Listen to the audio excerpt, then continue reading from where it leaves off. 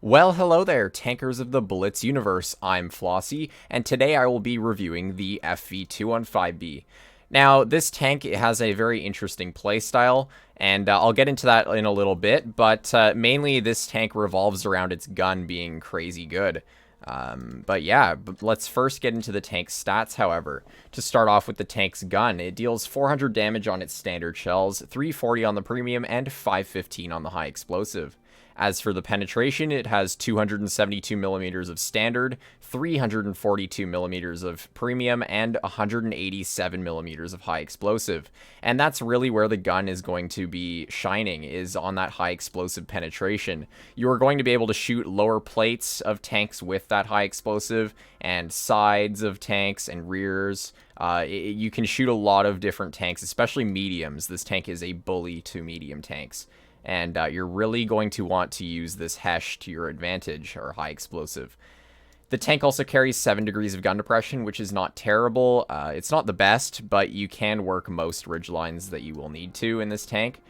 And as for the aim time and dispersion, the aim time is 2.6 seconds, which is fantastic, and the dispersion is 0.303, which is also really nice. So this tank has a very accurate gun overall. As for the DPM, it's over 3,000, and I am using calibrated right now. And if you're firing Hesh, you're going to be doing a lot, even more. You're going to have more DPM than 3,000 as well. You're going to have like 3,500. So shoot the HE as much as you can. That's really the main point of this tank.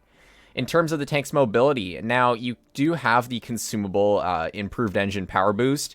But for me personally, I don't use the tank with that consumable. I just use the reactive armor that this tank carries and adrenaline. So the top speed of this tank without that consumable is 40 forwards and 12 in reverse. Now 12 reverse, as you know, is pretty terrible. If you've seen videos like on tanks like the E5 that I've made before, 12 reverse is absolutely awful. And its powered weight of 15.6 isn't exactly the best either, but it's not terrible. It's kind of just average. And basically, again, you just want to, if you're not using the improved engine power boost consumable, you do want to be using reactive armor and pair it with either adrenaline, or I mean, some people I do see use double repair kits in this tank because of the modules getting damaged easily on this tank. But yeah, overall, a pretty solid tank in terms of its stats. Now, I will break right on into the armor profile of this tank. Yes, you see that right. I have the armor profile up, and up against us, like what's going to be shooting at this tank is an IS-4, as I use in most of my armor profile reviews, simply because it's just a good baseline. So with AP, you can see here, this tank doesn't have much armor, especially on the hull. The upper plate is only 237 millimeters thick with while shooting AP at it, so that's really not good at all, and most mediums can even shoot you with AP into your upper plate and do a lot of damage to you. As well as the lower plate on flat ground is only about 116, which is absolutely awful. Now, what that also means is tanks like the Chieftain Mark 6, tanks like other 215Bs, they'll be able to HE your lower plate for even more damage, and that's just not good at all. What is also not good is the side armor on this tank. You can see here, I am barely angling the tank, and you see the green on the sides there? Yes, you see that right. Well, you can pen right through the track wheels and pen the sides of this tank. So whatever you do, do not side scrape in this tank unless you're side scraping at like the slightest angle possible. Like this angle here, you won't be able to pen it, but anything more than that, you see here, like the green, you're going to be getting penned in the sides a lot, and especially you're going to be getting tracked a lot in this tank as well. Really, the main strong point of this armor profile is the turret, and using your 7 degrees of gun depression, you can see here the turret is extremely strong. Now, you do have a hatch on the roof, but that's only really a worry if you are on flat ground, and even when you are on flat ground, the chance of you actually penning this thing it's a bit troll, I will say, because you have a bar right on top of it that's an auto bounce, and you have obviously the turret roof right below it, so it's kind of a hard pen, and especially hull down, you won't really be penning that hatch anytime soon. Now, when you load premium ammo, it's a little bit of a different story. You saw with AP that the upper plate was actually not pennable while hull down. But if you're using a tank with high pen heat like the IS-4, the upper plate becomes completely green again. And not only that, but if you are on flat ground and you shoot heat at the 215B, you can pen right through the cheeks, and it's not that difficult, I will say. Like, this tank really doesn't have that much armor. You can see the hatch is still troll, but, like, I mean, why would you shoot at the hatch when you have the entire, like, turret, basically, to shoot at, and the upper plate, and basically everything. As for the side armor, the tank is really not very good, and some tanks will be able to just HE this spot right here above the tracks, and also your rear is absolutely horrible, so most tanks will be able to shoot this lower section here. It only has 52 millimeters of armor, so even some mediums, you can just shoot this bottom part with HE and it'll pen, but for the rest of heavy tanks and tank destroyers, shooting here is probably enough to be able to pen with HE. So that's the armor of the 215B. As I said before, this tank really revolves around the gun, and I will hopefully be able to show that to you today in 3 live games. So I'm going to add another live game to, instead of doing 2, I'll do 3, and that's just because I think it gives a better idea of the tank's playstyle, and maybe I'll get like 1 bad game, so then I can also just get 2 good games, or however that works, really. It's just a bit more fair, I think. So yeah, the 215B's gun, again, that's really where this tank is strong. And you are really going to do well in this tank sticking with your team. This is not a frontline brawling heavy, this is a support heavy. And you're really going to want to farm off of your teammates' HP. That's the best way to really put this. It's kind of like playing an E6 with a rear turret in a way. Or something like the Chieftain Mark 6. Like, I would compare this tank to a rear, like, basically it's a rear turreted Chieftain Mark 6. And what that means is you don't have much armor, so you want to use your teammates' HP to your advantage, and basically wait until the enemies shoot at your teammates, then really farm them. Or if you can get to the side or rear of your enemies, then you'll be able to use that high explosive to your advantage. Now we're on New Bay for our first battle. And the game is taking a little while to load in, but finally we have loaded in. My PC is kind of garbage, so it always takes a long time to load into the very first battle. But yes, here we go. We are going to be heading bridge because our whole team is also going bridge. So why go by myself when the whole team is over here? Especially in a tank like this that just doesn't do well by itself. So we're going to make our way up top. I'm not expecting the enemy team to actually be too much, like, over here. Most teams these days do go park. But, oh my goodness, the T-54E1 has decided to go by himself. What a... actually, never mind. I take that back. He did not go by himself. You can see here the accuracy of this tank is really nice, and we get a nice juicy shell into the CX-63 with our AP shell. And I see that there is a BZ-68 on our side, so I'm going to turn towards these players, as I do think they are going to poke this. Hopefully that blind shot actually penned him. It looks like it did, as we see there. He has missing HP, and I'm going to load in a premium shell, but unfortunately that does not pen. Now, since we're getting YOLO'd from the side, my best bet is to kind of just use these train cars as cover. That BZ-75, especially if he's using the derp gun, can absolutely nuke us. He can basically hesh anywhere that he wants to on our lower plate, and tanks like that Yag are also pretty dangerous. Now, that was a 50-50 chance of me penning that shell, but I decided to go for it anyways, and we do, in fact, pen the BZ's turret. Now, there's other tanks that are shooting at us back there, unspotted. So I'm going to be a little bit careful, and I do see that 183 over there as well, so I'm going to be careful of him as well. Now we do hatch the BZ-75, and again, once again, like I said, the accuracy on this tank is absolutely fantastic. The entire gun, for that matter, is really, really nice on this tank, and you're really going to be able to, like, shoot at small little weak spots that tanks have. You can see there we get a really nice shell into the BZ-68 there. That was quite impressive that actually hit him. And hopefully, I wonder if the CS is going to try and poke this guy. Unfortunately, my shell misses him. My gun did troll me there a little bit, but I mean, you can't really hit every single shell that you fire. Hopefully that one pens. Nice. I had to aim that one in a little bit more because it was a little bit of a tricky shot. And now I'm going to use my reactive and basically just full send this this guy. I'm going to try and use my turret armor and kind of just haul down against the 704. You can see there, like, the turret armor is quite strong on this tank. And unfortunately, so is the side armor of the 704. Yeah. But you can see here, I'm going to start using my Hesh on the lower plate of this BZ. And just like that, we take 532 off of him, which is quite insane. And the Hesh on this tank is absolutely fantastic. It's so much fun to be able to do that much damage to tanks while using your Hesh.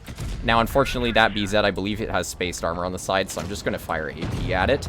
And just like that, that's the end of the first battle.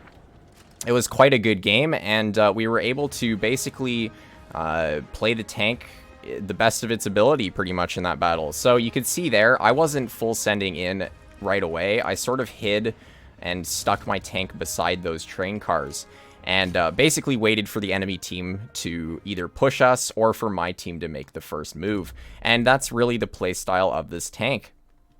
What also you can see there is tanks like that BZ-68 and other tier 9s, you're going to have a lot of fun heshing their lower plates frontally.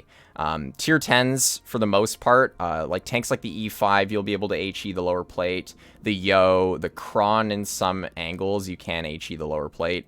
But tier 9s are really where you're going to get the most value of that HE, unless you're getting behind your tier 10 opponents. But most tier 9s you can HE pretty much everywhere. Obviously don't HE them in the track, that's not going to do anything. But I'm talking about like lower plate, side armor, even the rear. You're going to do quite well. Now for our second game, we're on Ghost Factory. And I kind of hope that our team goes medium side. I see on the enemy team that they have a test tank for one, the Chieftain Proto. Now I know for a fact, because I have tested that tank, that I can, in fact, HE its lower plate, because it's basically a Chieftain Mark 6 at tier 9. And as for the other tanks, the E50M, I can HE the sides, and I think I can HE the lower plate. The AMX 5120 I can HE, and T54E1 and T92 I can both HE as well. The 752 is going to be a little bit annoying to deal with, but I don't really care all that much.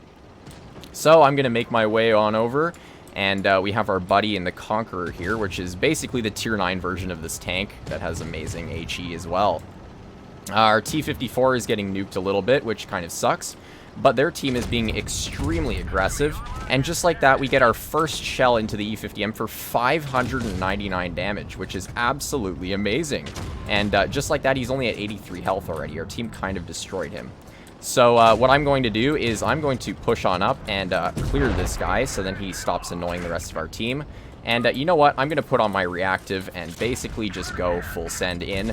And you can see here, as I predicted, we can HE the lower plate of the Chieftain Proto. So that's exactly what I'm going to do. I'm going to pop my adrenaline, and we are just absolutely wrecking this guy. You can see here we're already at 1700 damage, and the game has just begun. Now I'm going to kill off that guy there, and the Minnow is doing something. I don't really know what he's doing. Hopefully I can get a nice hatching shell into the Minnow. And again, the gun's accuracy is really, really nice. And you're just able to get out so much damage. And actually, this guy went AFK. Interesting. I guess he just kind of gave up on his team, as I would as well, because it's already a steamroll, and the game has not even been, like, it's only been a couple of minutes. Like, really? I don't even know what else to say. That's just impressive. But you can see here the 752 is going to get 2 shells into me, but I don't really care about him. And actually, I'm going to shoot HE at his rear, because I can, for 500 damage.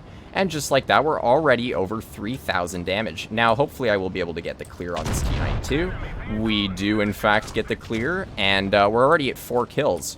So let's see if I unfortunately couldn't get that one. But let's see if we can get a little bit more damage out into the T54E1. Now, here's where I kind of wish I had speed boost. That consumable is kind of nice endgame, being able to rush faster and get some more damage out, but it really wouldn't have mattered all that much. And you can see there, a game like that where I was able to push a little bit more aggressively in the beginning actually worked out well for us too. So this tank, you do you do have to be careful in it, but it's really a matter of gauging your gameplay and the enemy lineup in order to figure out how aggressive you can actually play. So since I did see that battle that they only had really lightly armored tanks that I could HE, I was able to push up more aggressively. And especially since when I did see the tier 9s mainly in front of me, and that 1E50 that got completely nuked, I knew that I was able to be more aggressive and not get punished like crazy. Hello there, STB. Say hi to YouTube. I mean, I know you can't hear me right now, but there you go. Maybe you'll see yourself in the video. Anyways, we are on mines for our third and final battle. And up against us, that 30B actually kind of got nuked while YOLOing the hill. And yeah, again, up against us, we have a 50B, a T-54, T-54E1. So what I'm going to do is I'm going to try and get a nice Hesh shell into the 50B to start off the game. And you can see we've already rolled him for 517, so he's not too happy about that. I wouldn't be either. I hate getting heshed by this tank. And hopefully we actually get a really nice snap shell into the T-54E1's lower plate. And you can see there, their Yo is just absolutely disappointed with that guy's performance in the battle. Now I'm going to try and get a shell into the T-54 as he pokes. We do, in fact, do that quite effectively. And our Yag is actually frontlining, which is quite surprising to see, but I'm actually quite happy about that. Ooh, that guy's not doing too well. Oh my gosh, we just set him on fire and absolutely destroyed him. Now, I'm gonna be careful because their 183 is camping in the back, so there's only so much I can really do in terms of pushing this enemy team. Like, I would love to YOLO this guy, but again, their 183's back there. I'm not trying to lose every bit of HP I have to him, so I'm just gonna be patient. We're gonna wait for people to make mistakes on the enemy team. So, T-54, do you want to poke that spot for the 4th time in a row? Let's see. Come on, bro. I know you do. He's going to poke it eventually, I'm calling it. It's either him or that 50B, and unfortunately we don't manage to shoot the 50B in time, but yes, let's see if I can actually get a shell into him when he pokes that. One of these guys has to poke, man. Like, they can't keep sitting here forever. Oh, there we go. We get a nice HE into the roof of the 50B, and you can see a tank like the 50B, you can basically HE it anywhere you feel like. So, yeah, that's excellent for us. Now, that 183 absolutely got nuked, and I'm actually just going to... Honestly, at this point, I'm just going to push over. I don't really care, and might as well pop my special consumable, and I don't even care that I got nuked. I was just really a bit impatient, and I was hungry for some damage. So, oh well. At least he didn't hesh me, so I still have some HP left. And let's see if I can get a shell into this guy over here. Hello, T-54. How are you doing? Goodbye, T-54. And we're already at 3,000, almost 3,400 damage. And we'll see if I can get another couple of shells into the Yo. I mean, this was just another steamroll. So the fact that we are even at, like, over 3K. Oh, you can see there, like, right into the Yo's lower plate. I didn't even have to really aim that. He's just dead already. But yeah, another steamroll, and you can just see how strong this tank really is, even with its lack of armor. And that's just what makes this tank so fun, is it's a tank that doesn't have armor, but you don't need armor to do well in this tank. And just like that, we did 4,200 damage on a map that usually favors hull-down tanks like our STB. Good job for our STB, though, and I will give him a thumbs up. But I think that was an absolutely excellent showcase of the 215B's abilities. And I do really highly recommend you pick this tank up. And there's so many different ways to play this thing. Like, again, it has, I didn't even mention this, but it has enhanced sandbag armor, so you can get a bit more HP out of it as well. There's just so many different combinations of consumables and play styles that you can do in this tank. Like, you could technically even run it on medium side, like a heavium, and basically only bully medium tanks. But again, it's just such a versatile tank, even with its lack of armor. Anyways, for any of you out there who have not yet subscribed, I do highly recommend you do so. And if you have made it this far into the video, you clearly like my content. It's a great way of supporting my channel, and you can keep up to date when I post almost daily. Anyways, I will see you next time. Bye-bye.